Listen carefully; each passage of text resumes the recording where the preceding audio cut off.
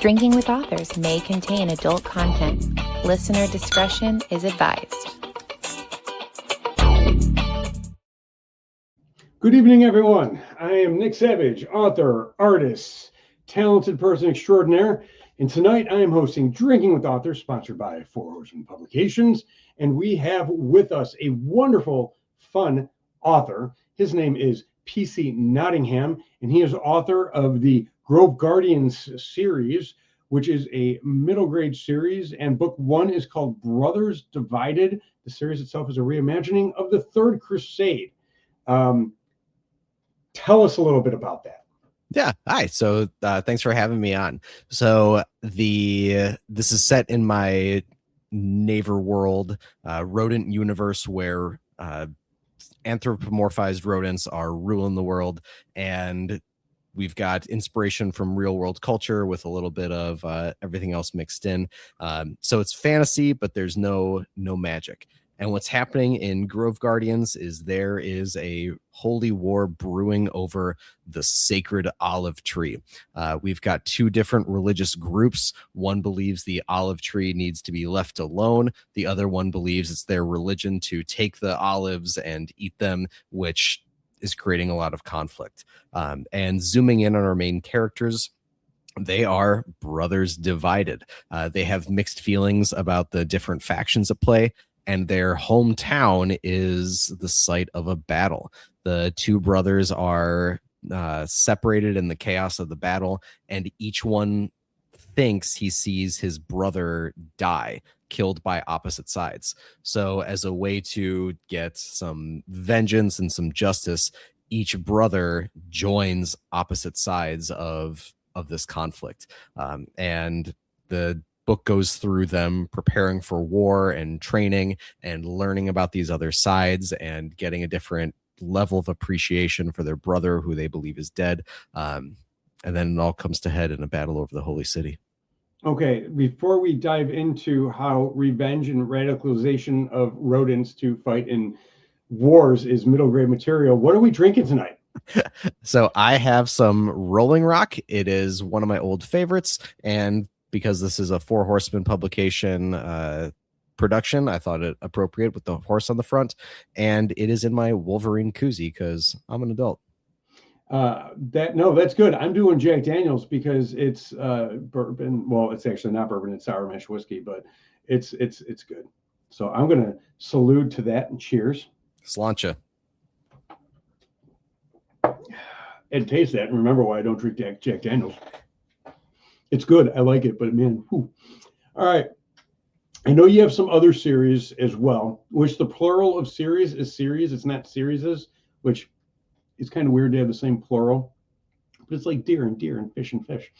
But before we dive into those, you have to tell me. So you're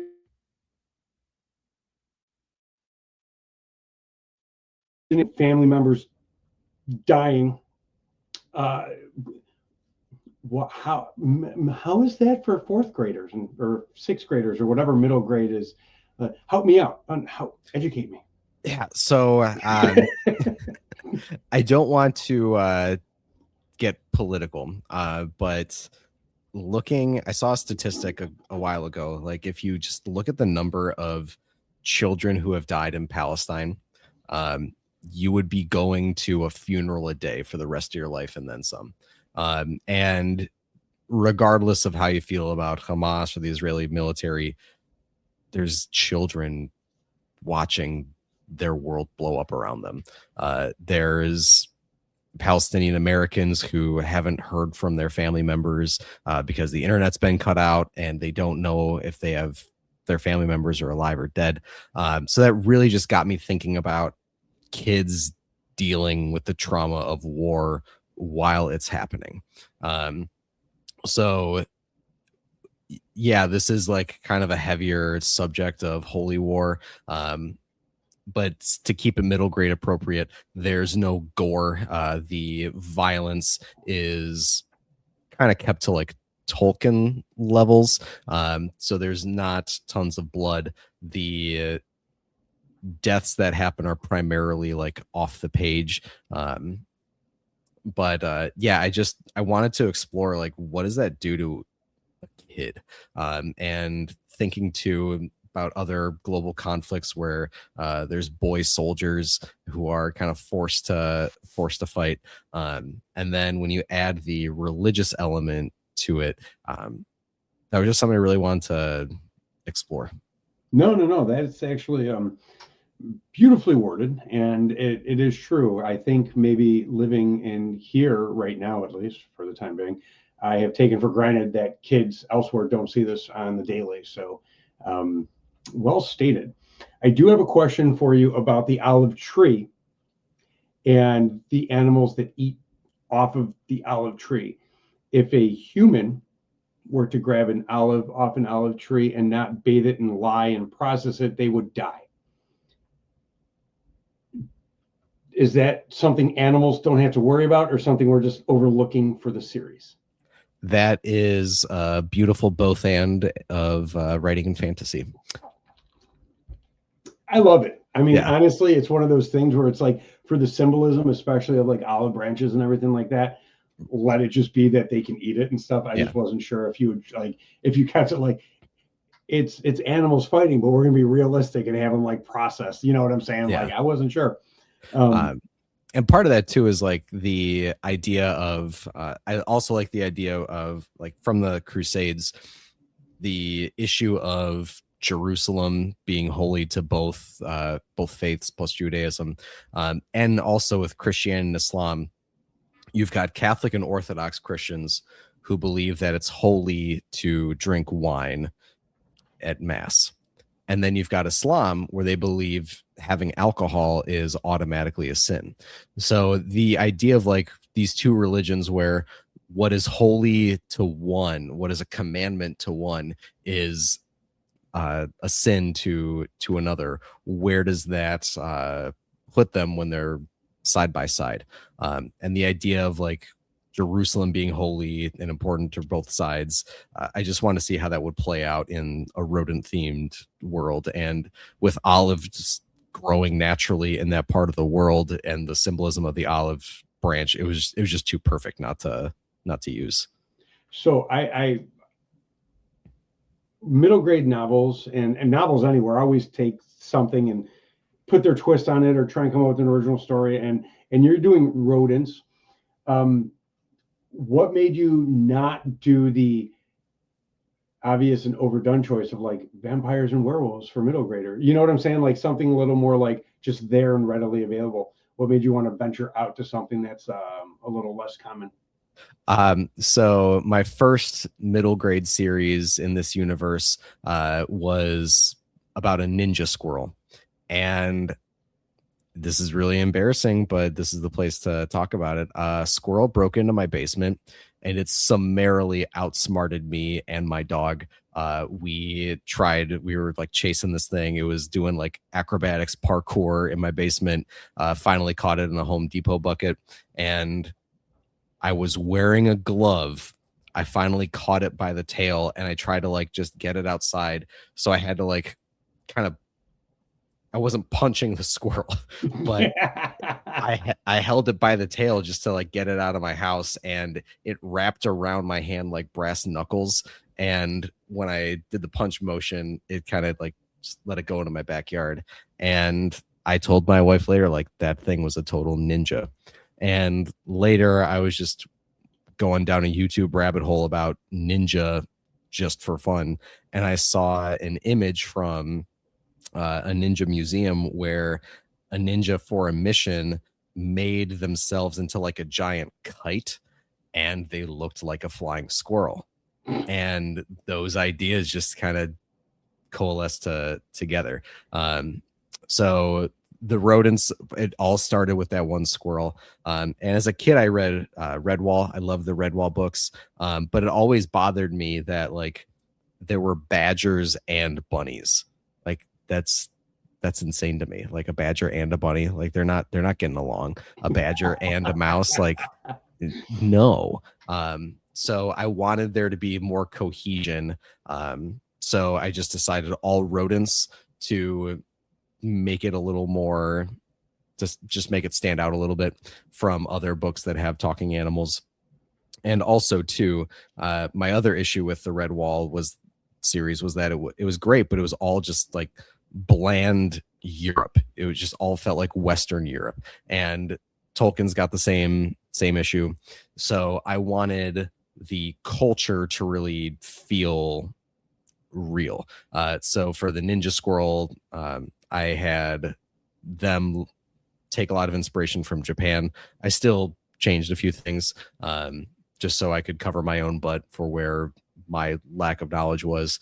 And the bad guys in that series were the Viking guinea pigs.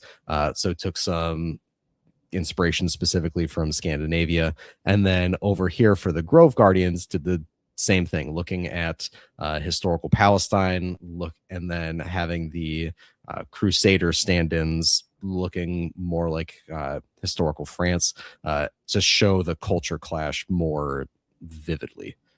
So are there ninjas in this series? No, I wanted it to be, I wanted the series to be their own thing. So they know there's these other islands out there where things are happening, but they're kind of focused on their own.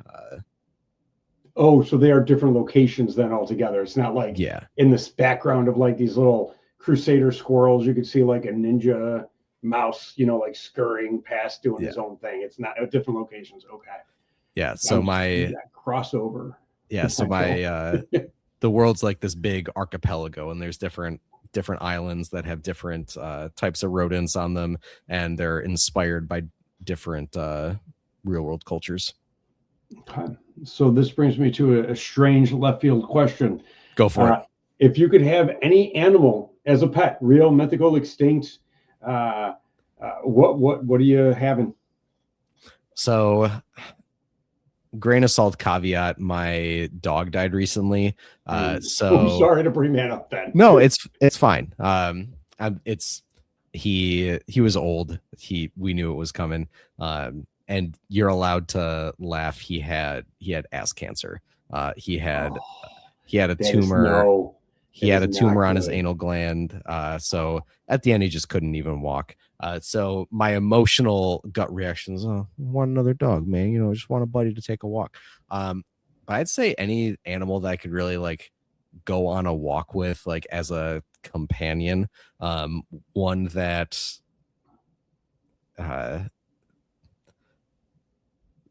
wouldn't necessarily like eat me out of house and home, one that wouldn't need like expert levels of veterinary care. So I really want to say dog, but that's not the exciting answer you want. Capybaras are pretty laid back. No. That is an answer, and it's not necessarily about exciting. It's about keeping it real. Yeah. And the thing is you want an animal you can take on a walk. So you have, dogs, horses, you get to ride it while it walks. But there's animals. I am a cat guy. I have 2 cats, and we tried walking them. It doesn't work. They're in their harness, and you take them outside because they want to go outside because they're like outside world. Yeah. And they're not outdoor cats, because outdoor cats have an average lifespan of like 40 years. And in Florida, that gets cut down even more because the drivers, and indoor cats have an average lifespan of 17 years. So, that's a huge difference. So they're like indoor only cats. But we took them out in harnesses, and we're like, we're going to take them for a walk. They didn't even make it off of the sidewalk leading to the driveway before they just stopped, laid down, flipped over, started rubbing on cement and eating the grass. And we were like, this is a waste of money on these harnesses. So, an animal you can take a walk with narrows it down, but it's a real answer. And that is okay. Yeah. And I got to make you feel really uncomfortable for poking a sore spot. So there's well, no, because like I don't look forward to like the day that our cats are getting up there, they're like 14, 15, and we're not looking forward to it. And 14, 15, they still have another good 4 to 6 years good, you know what I'm saying? And it's just it's hard because they're family. We don't have kids, they're our kids, and they're spoiled, unspoiled. And so it's one of those things where you want it to be good and real. But yeah. So there's this list of questions, and I had one in my head and I lost it. Okay, here we go. If you were plopped into a sci-fi world, Could be yours, could be any sci-fi world. Doesn't matter whose world. I understand yours is more fantasy, but technically kind of has some Well, I do sci-fi. have a sci-fi series out too. It's not middle grade, it's adult. Is that the Mummified Moon? Yes. Okay. What series is that called? That's the Earthquake War, and it is complete. And I've got a really good editor who's about 2/3 of the way through the follow-up series called Aftershocks. That'll be out sometime 2026, 2027. Nice. Okay. Yeah. I was supposed to have a book release sometime this month. That's not happening. I still haven't gotten back the cover design of the typeset. So, okay, if you were plopped into your sci-fi world, and I'm going to change this up a little bit. Sure. If you, the author there of PC Nottingham, knowing what you know about your world and had to live in it, how long would you survive? Not very long at all, man. So one of the things that I was really intentional about is I'm a huge Star Wars nerd, and it always bothered me that there's people in charge when there's so many stronger aliens. Like, you cannot tell me that the Wookiees would not be in charge, man. Like, they're so strong. They are technologically advanced, and they don't even have to talk. They just shout, and people figure out what they want. So the Wookiees would definitely run the show. So when I was thinking up my sci-fi world, I was thinking, well, what is it like for humans to be on the bottom? And one of the reasons why I was thinking about that is, like, as a left-handed person, I constantly have to navigate this world that wasn't made with me in mind. So that comes down to, like, the side of a notebook that the spirals are on, the ink on my hand when I'm writing, the positioning of almost everything is designed for a right-handed person. I'm also below average height. Most things were designed for someone slightly taller than me. So buying clothes sucks. So I tried to employ that experience for all humans if we're living under bigger, stronger aliens. And I was saying this stuff about, like, you know, I've got to live in this world that wasn't built for me, to a friend of mine who's a racial minority. And he was like, yeah, imagine if you weren't white. I was like, oh yeah, that's, oh God. Yeah. So that added layer of prejudice against humans, I really wanted that there. So not only are we having to deal with a bigger, stronger aliens, gravity and temperature preferences, we're also this disparaged minority. So as a human, I would not want to be in my own sci-fi universe because all the aliens are way bigger and stronger than me, and I don't have full rights. So let me ask, if you don't mind answering, how tall are you? I'm 5'4" if I'm not wearing good shoes. Okay. So you are on the shorter side. You're taller than my wife, who's 5'2". But you know what that means, though, is your knees will not go bad on you nearly as quickly as taller people. So there is that, because taller people notoriously have bad knees because of their height and the weight it causes. So, you know, you will be more agile for longer periods than taller people. That's just the way it goes. It's a trade-off. If it makes you feel any better, because they always say misery loves company. My growth was stunted, and that's not the misery part. But my torso is that of a much taller person, because I'm like 5'9.5". I shrunk. I used to be 5'10.5". I don't know what the hell happened. But I have to buy tall shirts. Like, for tall people, like people who are 5'9.5" don't have to buy tall. I have to buy tall shirts. I'm 5'9.5". My wife's 5'2". We have the same inseam in our pants. Huh. Yeah. So I'm like 5'9", wearing a 30-inch inseam, and it's kind of sad. And I'm like, I have the inseam of a much shorter person, but my torso kept growing, and so it was just like one of those things. But it is, you know what it is. But you said you were a Star Wars nerd. Big time. All right. First things first, very important question. If you had to choose for the rest of your life Do you breathe like Darth Vader or do you talk like Yoda? I would rather talk like Yoda, because that would force people to pay a little more attention to me, and I could just be forgiven for being weird. But if Are I you? No. breathe That's like Darth Vader, then like I can't sneak up on anybody, and I'm always going to be keeping my wife awake when she's trying to sleep. But would she be able to talk to you if you talked like Yoda? I think she would. She would. Okay. She's Yeah, a very loving wife. Well, I was about to say she's very smart, but yeah, we can go with yours too. I mean, I think there was a reason that he had to go all the way out to Dagobah and go in the middle of a swamp where there was no one else to find a guy who talked like that, because no one wanted Yoda around anymore. They were like, "We're done with you." Yeah. Darth Vader, on the other hand, had the power to just be like, "Put up with my emphysema or asthma or whatever." I could say asthma. I have it. But it's not a slur. No, it's not a slur, but like people are like, oh, you can't bring up diseases. People are so touchy nowadays about everything. And I'm just like, I remember when I was in college, euphemisms started to become like the big thing. You know, they're not short, they're vertically challenged. They're not asthmatic, they're respiratorily impaired.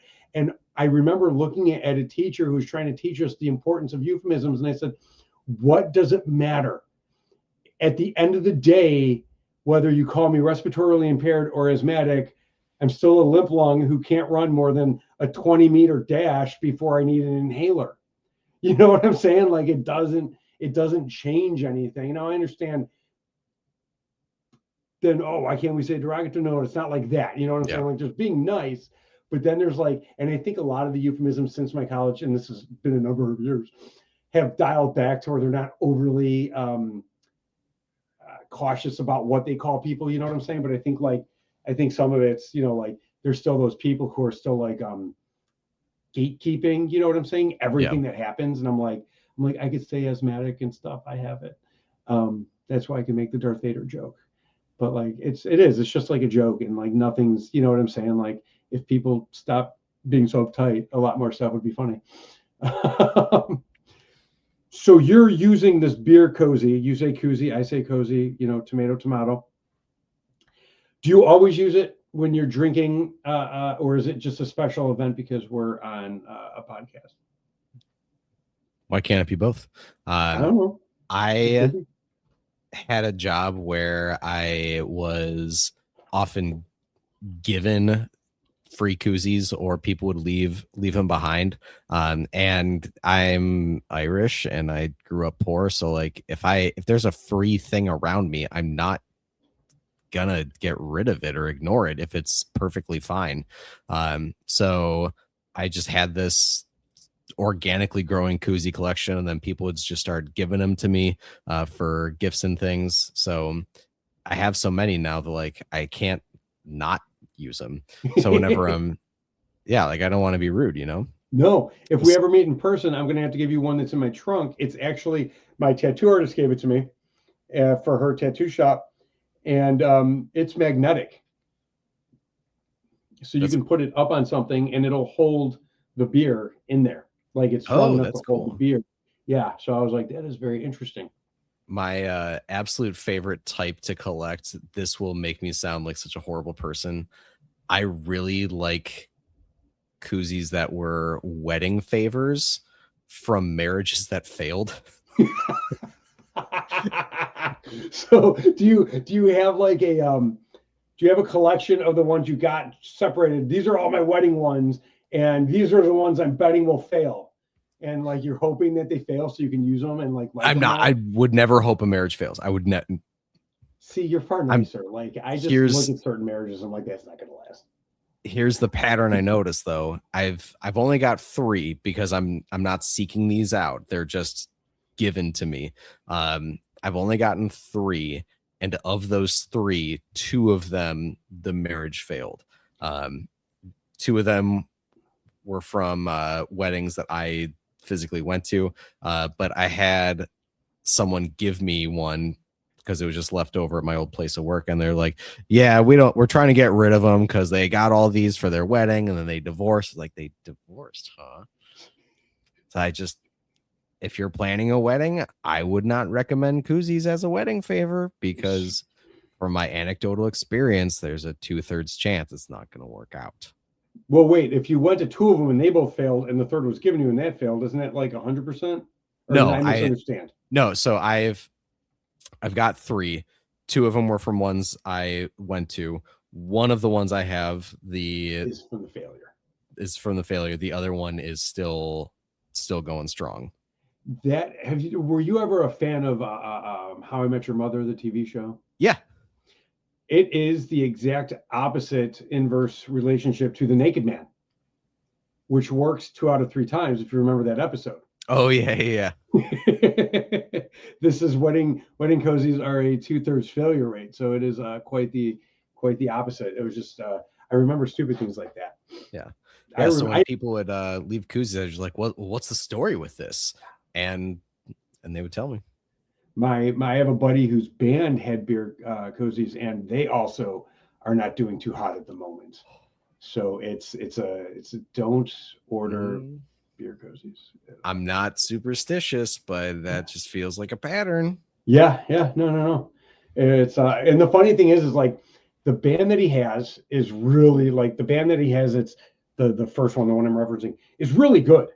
If you like that style of music, it's very much like Lamb of God style music. I'm not saying Lamb of God's not good, but I'm saying this band is phenomenal. Yeah. But then he's got this other band that's a punk band, very like not pop punk, but like punk, and they are doing much better than his other band. No beer cozies. So I'm just saying, like you're saying about the weddings, if you're in a band, don't get the beer cozies. That's really good information, man. And if that band ever does break up, you'll know. Yeah. You'll know. You'll remember this night. I know. And I'll be like, oh, yeah, no, it was the cozy. Yeah. The prophecy was foretold. Do you have, since you have a collection, do you have a favorite? Yeah, I like my Wolverine one. I've got an R2D2 one. I've got the a friend of mine for Christmas one year, he gave me some Game of Thrones themed ones, so they all have stupid puns on them, like the House of Beer Athian, I drink and I know things, cold beer is coming. Nice.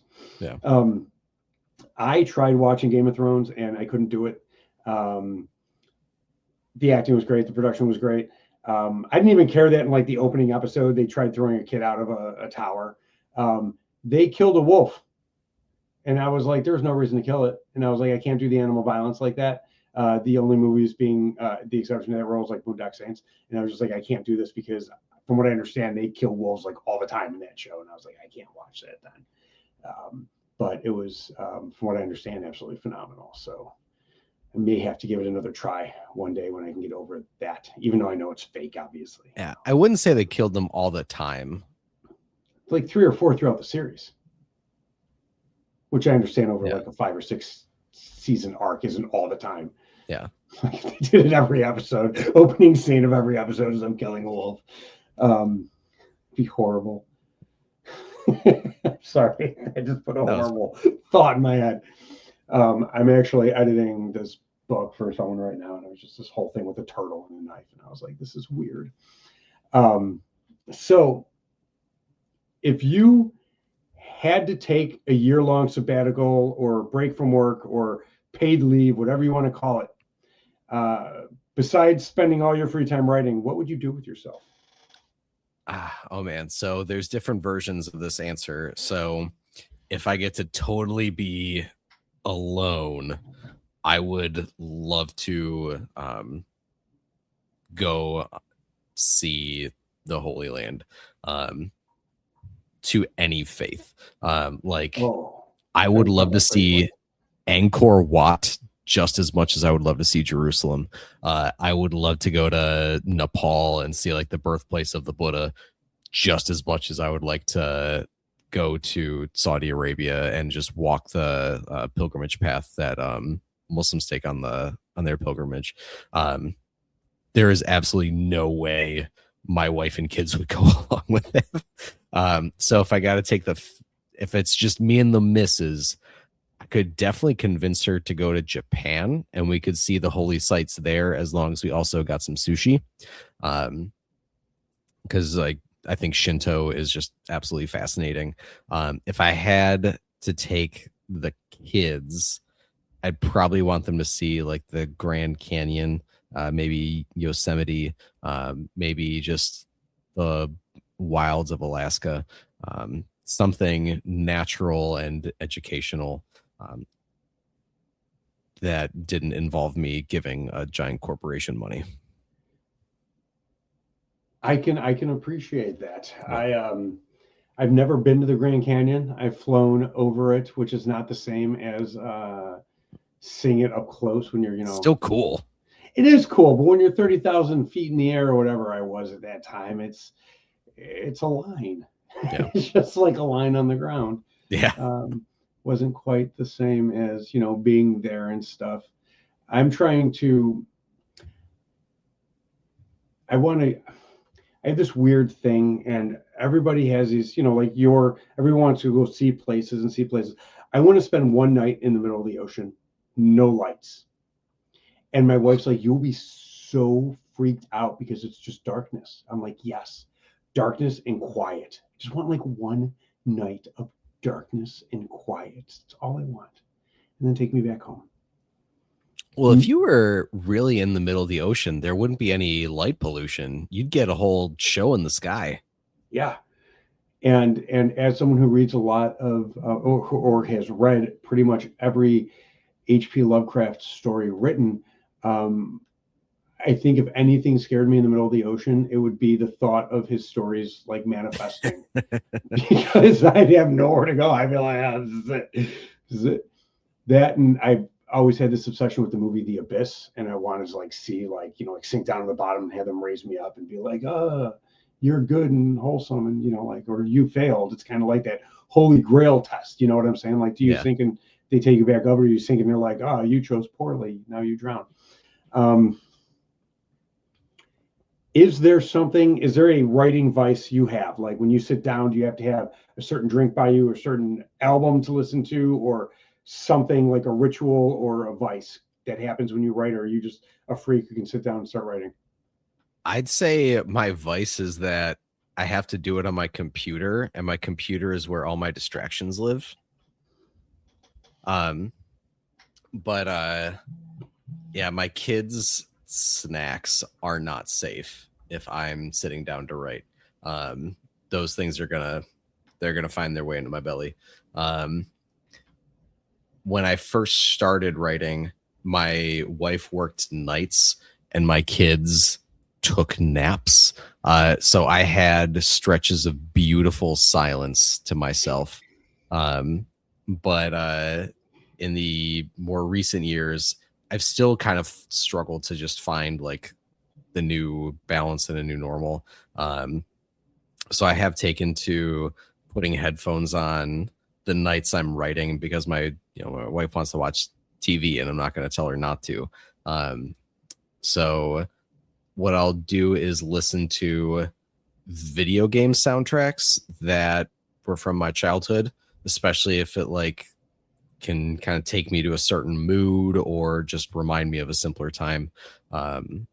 Especially with when I'm outlining, listening to different songs from video games really helps me like lock in a character,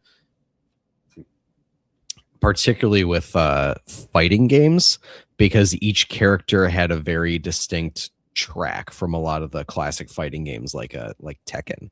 And a lot of fighting games are surprisingly woke. They've got all these diverse characters from all over the world representing different forms of martial arts. And often their like tracks reflected their cultures. So when I'm outlining and thinking of characters, I'll try and like go through my mental catalog of video game characters, like whose theme kind of fits your vibe. I'm assuming though that when you're listening to the soundtracks of the fighting games, it's just the music and you're not listening to it, and all of a sudden as you're typing you just hear like Hadouken, Shoryuken. Like you're not like just hearing that randomly, it's just the music. Yeah. Okay, because that would be very kind of, I think, like disturbing if you're just like in the zone, and all of a sudden you just hear like, Finish him. yeah, like that would just be so weird. Fatality. Before we head out, I have two questions left. One is, what is something that you think is true of all authors? Deep, it's philosophical, or just putting you on the spot. I think we're all just faking it till we make it. In what sense? I mean, there's this great community of people who are just all struggling in their own ways. And the trick is to just find your community of people who can kind of complement your weaknesses and complement your strengths, and then you can all help each other. Like you mentioned, you've got a secret bonus team of editors. I've got a lot of other authors who will swap feedback and critique each other's work. And I with Four Horsemen, we've got this great Discord server where we're swapping ideas and swapping stories, because really nobody knows what they're doing, but we do know like a tiny bit, and there's like a little niche everyone has that they're really good at, and then finding other people who just have a different niche, and they'll work with you to help you get better at their thing. They'll get better at your thing. So yeah, we're all just faking it. We don't know what we're doing, but we do know other people who know a little bit, and we all help each other. So on that note, then, besides what I tell people, which is don't do it, what advice do you have for authors or people who want to become an author? So whatever book you're working on, change the file name on your computer or Google Docs or your notebook or whatever. Erase whatever you got, cross out whatever it is, and rewrite it as learning experience. That way you can be more objective when you take it to another person for feedback and they tell you how bad it is and how much it can be improved. And if you're looking at it as a learning experience, then it's not going to hurt as much. Because what I found for a lot of people is they get so precious about their stuff that they won't accept feedback. They won't listen to people give them honest, constructive criticism. And that was really, I think, the turning point for me, is that my books that I was writing before I got published are all just learning experiences. So if I need to just put it to the side and start something new, then I'm a little more free to do that. My first book that got picked up by Four Horsemen was Mummified Moon. And I wrote that as a way to like cope with the fact that my other book that I was trying to get published was not getting any traction. So I wrote that, well, I'm just going to try something new. And back when Twitter was still Twitter and there were pitch contests on there, I pitched Mummified Moon in a tweet, and someone from Four Horsemen saw it and liked it, and they invited me to query them. And if I had just been stuck on my first thing, thinking this is going to be where I hit pay dirt, this is going to be where I make my mark, that never would have happened.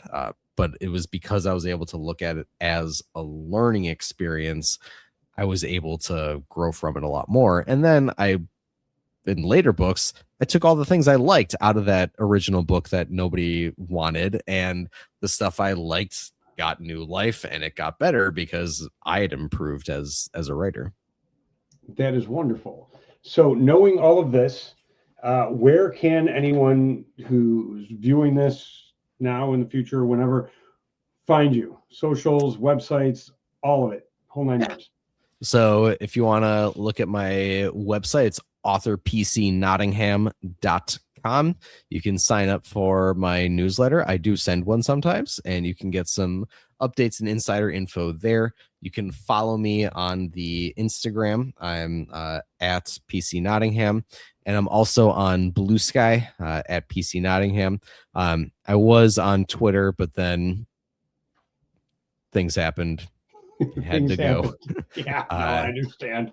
Yeah, I still kept my profile up just so like I could keep the name, but I don't check it. It just turned into a dumpster fire. But yeah, I'm on Blue Sky. So I'll post there, post on Instagram. Very nice.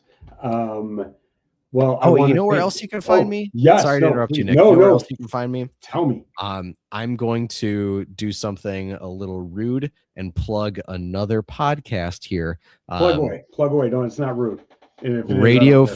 Radio Free Rights. I'm a frequenter on there. And on Radio Free Right, radio and then Free Rights, one word. We write original pieces of flash fiction every episode, and it's all to a shared prompt, and we'll talk writing and talk craft, and we'll critique each other's pieces, and it's all first drafts. And a lot of my novel ideas actually started on there. So if you are more of a podcast person, which maybe you are listening to this, you can check me out there to Radio Free Right. I'm not on every single episode, but I am on quite a bit of them. No, that works. Anything trust me, this is a shameless self-promotion that, nothing wrong with plugging other podcasts. You're plugging yourself, and that's part of it. So I think that's great. If I ever remember to be on another podcast, and I'd plug this one for sure. It's what it's about. But I want to thank you for being with us tonight. I had a blast. I hope you had fun, and I hope everyone had fun, man. Yeah, thank you. And thank you everyone for watching. And remember, until next time, it costs nothing to be kind. Adios. Thank you for listening to Drinking with Authors. Join us next time for another fun conversation with an author over drinks.